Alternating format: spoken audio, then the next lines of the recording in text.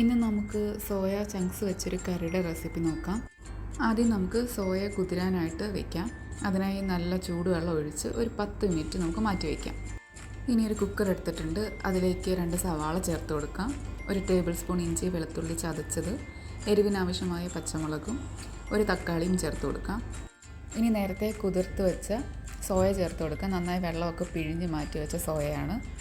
1 table spoon Kashmiri മുളക് പൊടി, 1/2 table spoon സാദാ മുളക് പൊടി, 1/2 ടേബിൾ സ്പൂൺ മല്ലിപ്പൊടി, 1/2 ടീസ്പൂൺ മഞ്ഞൾപ്പൊടി, 1/2 ടീസ്പൂൺ പെരിഞ്ചീരകപ്പൊടി, 1/2 ടീസ്പൂൺ ഗരം മസാല, ആവശ്യത്തിന് ഉപ്പും കറിവേപ്പിലയും കൂടി ചേർത്തൊന്ന് നമുക്ക് നന്നായിട്ടൊന്ന് മിക്സ് ചെയ്തെടുക്കാം.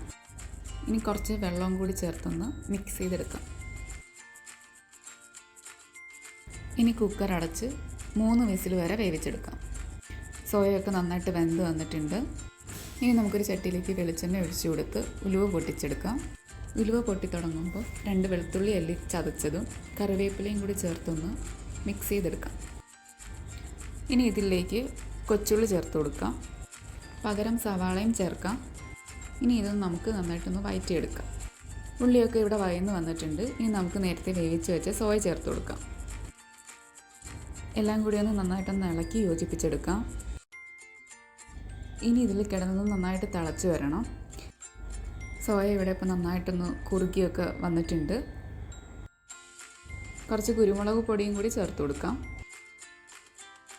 ഇനി നമുക്ക് ഗ്രേവി എത്രത്തോളം ആവശ്യമാണ് അതിനനുസരിച്ച് നമുക്കിത് വറ്റിച്ചെടുക്കാവുന്നതാണ്.